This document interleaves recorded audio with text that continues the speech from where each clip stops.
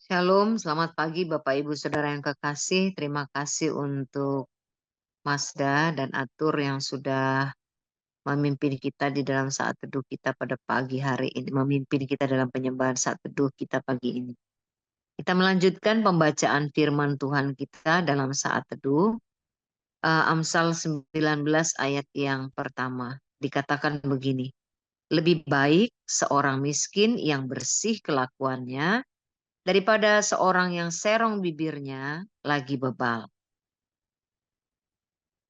Sekali lagi, lebih baik seorang miskin yang bersih kelakuannya daripada seorang yang serong bibirnya lagi bebal. Dikatakan lebih baik seorang miskin yang bersih kelakuannya daripada seorang yang serong bibirnya lagi bebal. Better is the poor that walk in his integrity than he that is perverse in his lips and is so a fool. Lebih baik orang miskin yang hidupnya jujur atau berintegritas daripada orang yang mulutnya sesat dan bebal.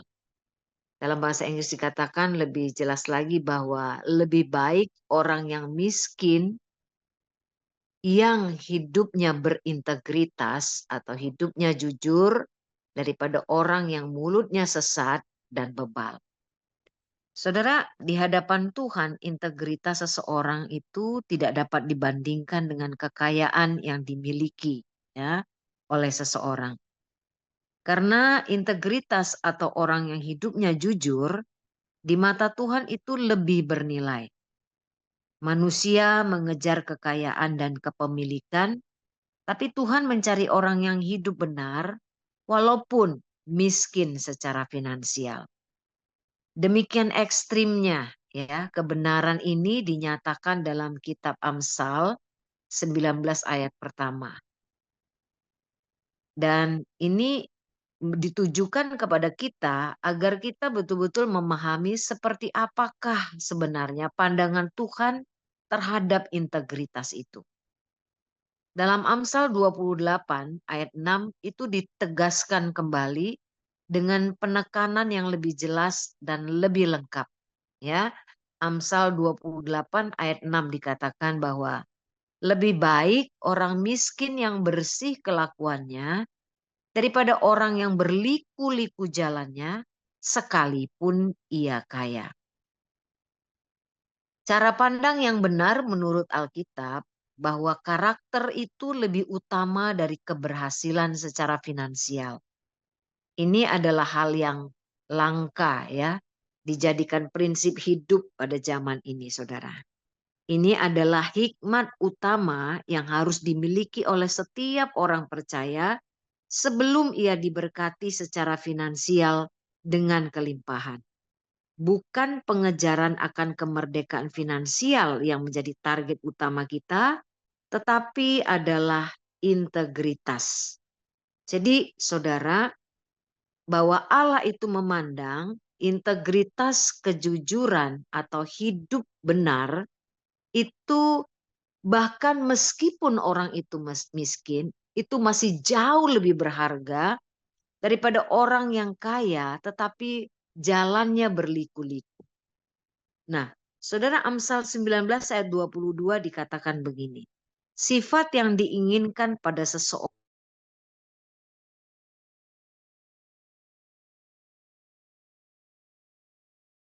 saudaraku. Jadi sifat yang diinginkan pada seseorang adalah kesetiaannya. Lebih baik itu daripada orang miskin, daripada lebih baik orang miskin daripada seorang pembohong. Jadi kecenderungan pembohong atau seorang yang serong bibirnya itu menghalalkan segala cara untuk mencapai tujuannya.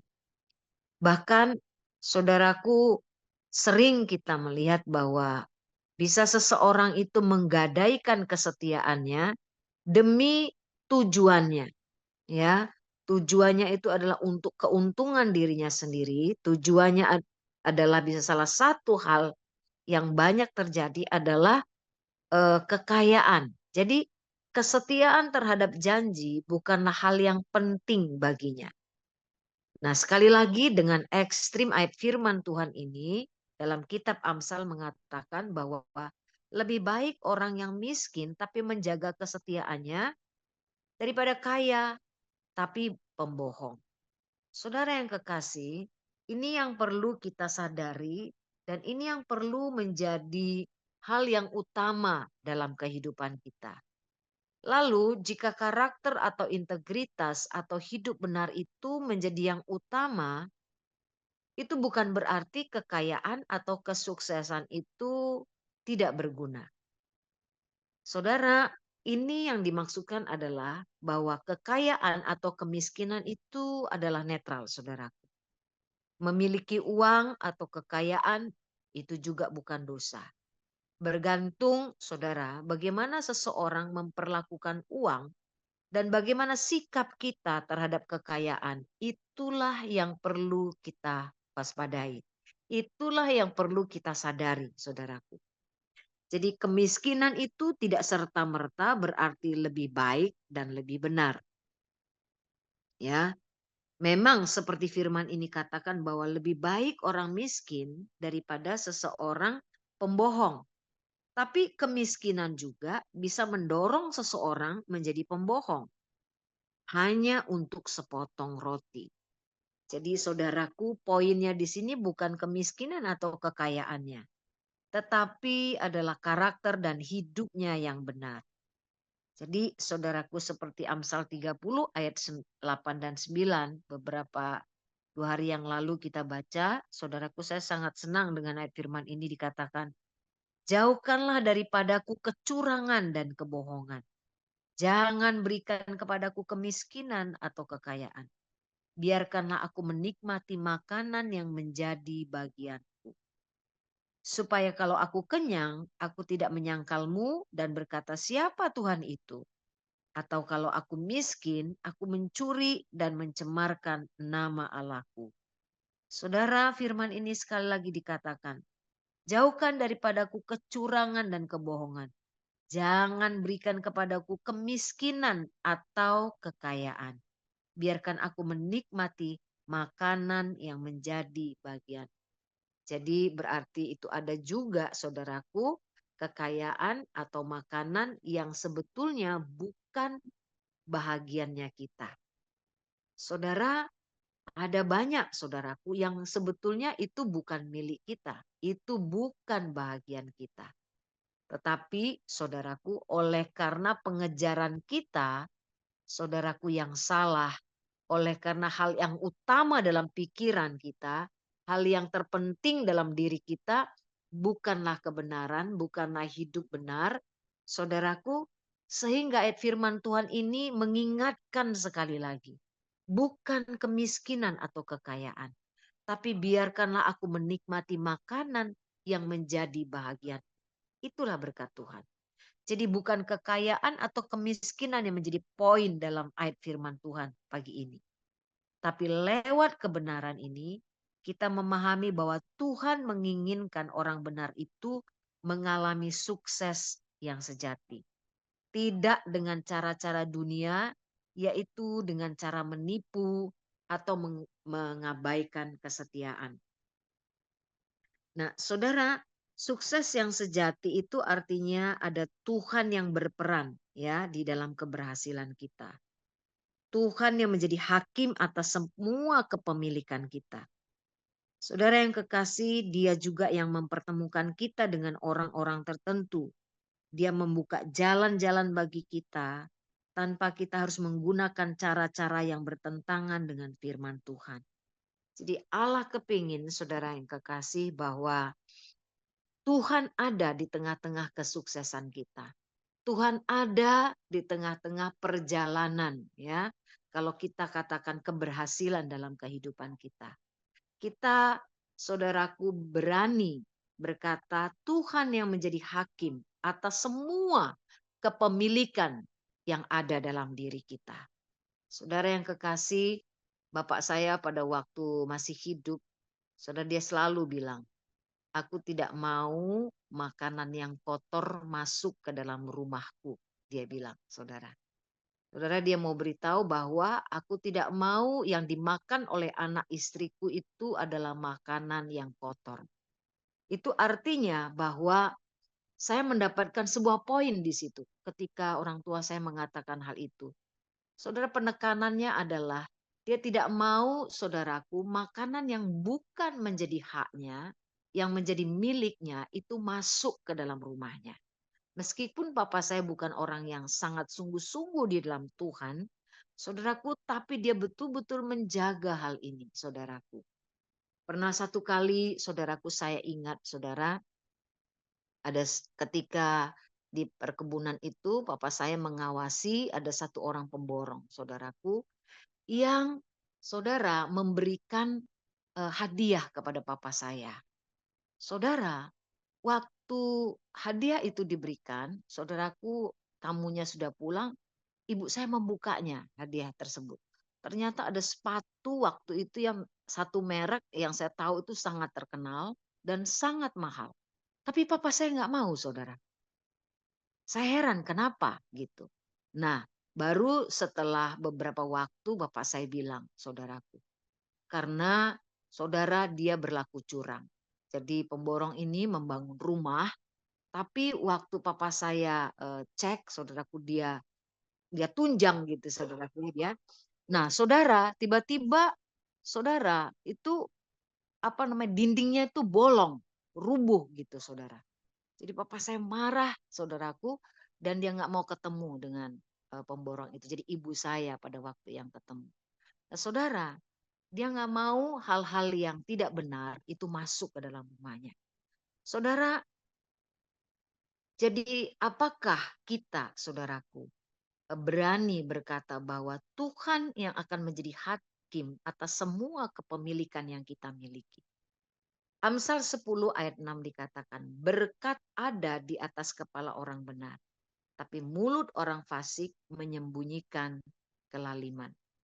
Saudara, dialah yang Tuhan memberikan sebuah definisi bahwa berkat itu dikatakan ada di atas kepala orang benar. Tetapi mulut orang fasik itu menyembunyikan kelaliman. Ini adalah janji Tuhan bagi orang benar. Berkat Allah akan mengikuti orang benar. Karena berkat itu ada di atas kepala orang benar. Cepat atau lambat, setiap kita akan menyadari akan hal ini. Jadi Tuhan harus berada di tengah-tengah segala apa yang kita miliki. Dengan cara-caranya Tuhan. Dia yang mempertemukan kita dengan orang-orang tertentu. Tuhan juga yang akan membuka jalan-jalan bagi kita. Tanpa kita harus menggunakan cara-cara yang bertentangan dengan firman Tuhan. Nah, mungkin di antara kita, saudaraku, ada ya yang sedang mengalami pilihan antara integritas atau kemajuan taraf hidup. Saudaraku, pilihan antara integritas ataukah taraf hidup yang semakin maju. Tetapi dengan resiko, saudaraku, kita melanggar kebenaran. Nah, apakah hidup suci atau benar dan adil dan mulia itu masih menjadi sebuah kegairahan kita kalau dibandingkan dengan kemajuan status sosial kita. Jadi ukuran kesuksesan kita yang perlu kita sesuaikan dengan ukuran kesuksesannya Tuhan. Nah, saudara yang kekasih, firman ini yang mengingatkan kita sekali lagi. Amsal 15 ayat 16. Lebih baik sedikit barang dengan disertai takut akan Tuhan daripada banyak harta dengan disertai kecemasan. Saudara, salah satu ciri berkat dari Tuhan yang kita sebut sukses sejati itu adalah hidup dalam ketentraman dan tidak disertai dengan kecemasan. Berkat yang kita terima tidak disertai dengan kecemasan. Inilah saudara salah satu berkat ciri daripada berkat Tuhan. Ya, bahwa ada ketentraman di dalamnya. Tidak disertai dengan kecemasan. Nah, lebih jelasnya dalam bahasa Inggris dikatakan the blessing of the Lord it make it rich and he added no sorrow with it. Jadi artinya bahwa Berkat Tuhanlah yang menjadikan seseorang itu kaya dan tidak ditambahkan dengan kesukaran di dalamnya. Jadi tidak ada kesukaran ditambahkan Tuhan di dalamnya. Sehingga saudaraku ada ketentraman dan tidak disertai dengan kecemasan. Katakan sekali lagi ya, Amsal 15 ayat 16. Lebih baik sedikit barang dengan disertai dengan takut akan Tuhan daripada banyak harta tetapi disertai dengan kecemasan. Nah, berkat Tuhanlah yang menjadikan kaya dan tidak ditambahkan dengan kesukaran di dalamnya. Jadi, jika orang semakin kaya tapi semakin cemas, hidupnya semakin khawatir, nggak bisa tidur karena tidak ada damai, ada pergolakan, saudaraku, konflik dalam batin dan pikiran, jangan-jangan itu bukan berkat Tuhan, saudara. Nah, saudara, ukuran kesuksesan kita dengan ukuran kesuksesan Tuhan itu yang mungkin berbeda. Saudara, kita berpikir bahwa kesuksesan itu adalah seberapa hal yang kita bisa miliki, kepemilikan kita. Tetapi itu sesungguhnya bukan berkat dari Tuhan. Mazmur 4 ayat 7 sampai 8 berkata begini. Engkau telah memberikan sukacita kepadaku, lebih banyak daripada mereka ketika mereka kelimpahan gandum dan anggur. Dengan tentram aku mau membaringkan diri, lalu segera tidur. Sebab hanya Engkaulah ya Tuhan yang membiarkan aku diam dengan aman. Sekali lagi saudaraku, betapa luar biasanya ya.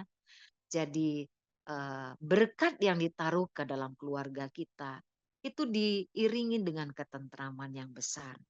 Membuat kita itu bisa enak makan, bisa enak tidur. Saudara, saya punya teman bisnis saudaraku yang dia selalu sekali mengucapkan hal ini, saudara. Saya nggak mau Kak, kita punya bisnis itu kita justru kesusahan. Saya mau kalau kita punya bisnis itu bisa enak makan, bisa enak tidur katanya. Wah, saudara, ini saya jadikan sebuah pegangan karena memang ini sesuai dengan firman Tuhan. Saudara, saya belum pernah dengar yang seperti ini. Saudara, orang biasanya melakukan apa saja, walaupun dia penuh dengan kecemasan, ketakutan, tetapi pikirannya didorong dengan apa? Keuntungan yang besar. Tapi saudara, Mazmur 4 ayat 7 sampai 8 ini, saudaraku jelas melihat mengatakan, saudaraku, Engkau telah memberikan sukacita kepadaku lebih banyak daripada mereka ketika mereka kelimpahan gandum dan anggur. Dan dengan tentram aku mau membaringkan diri, lalu segera tidur. Sebab hanya Engkaulah ya Tuhan yang membiarkan aku diam dengan aman. Jika berkat yang kita terima dari Tuhan, maka Tuhan akan bertanggung jawab ya, menjaga kita dan menjaga apa yang Tuhan percayakan kepada kita. Kalau kita tahu ada yang memproteksi hidup kita dan berkat yang Dia sediakan bagi kita, maka saudaraku, kita akan jauh dari kecemasan. Dia yang memberi kepada orang-orang yang dikenannya dan tidak ada seorang pun yang bisa merampasnya dari saudara. Betapa amannya kalau kita mengerti prinsip berkat Tuhan ini. Amsal 11 ayat 28 dikatakan begini. Siapa yang mempercayakan diri kepada kekayaannya akan jatuh. Tetapi orang benar akan tumbuh seperti daun muda. Nah, ujian pertama seorang pelayan Tuhan adalah bagaimana seseorang itu perlakuannya terhadap uang dan kekayaan. Satu kali setiap pelayan Tuhan akan diperhadapkan dengan pilihan mempercayakan diri pada kekayaan ataukah mempercayakan diri pada Tuhan. Ujiannya adalah kenyamanan. Jadi jangan pernah mempercayakan diri kita kepada kekayaan karena itu adalah hal yang mudah berubah dan setiap waktu dapat hilang. Jadi saudara yang kekasih, sebagai pelayan Tuhan, sebagai hamba Tuhan, saudaraku, mau tidak mau, kita akan diperhadapkan dengan ujian pertama dalam hidup kita. Bagaimana perlakuan kita terhadap uang dan kekayaan. Satu kali setiap pelayan Tuhan, saudaraku akan menemukan pilihan. Apakah saudaraku kita dapat menjadi orang yang dapat dipercaya oleh Tuhan dalam masalah keuangan. Mari kita berdoa, saudara. Bapak, terima kasih Tuhan, pada pagi hari ini kami diingatkan kembali Tuhan Yesus lewat kebenaran firman. Firman-Mu berkata, lebih baik seorang miskin yang bersih kelakuannya daripada seorang yang serong bibirnya lagi bebal. Kami berdoa Tuhan Yesus, kami mau hidup diberkati Tuhan. Tapi berkat yang kami terima itu adalah berkat yang sungguh benar di hadapan Tuhan. Kami mau Tuhan Yesus menjaga kehidupan kami untuk tetap berfokus, tetap hidup benar di hadapan Tuhan. Terima kasih Bapa, kami bersyukur, kami berdoa di dalam nama Yesus. Amin.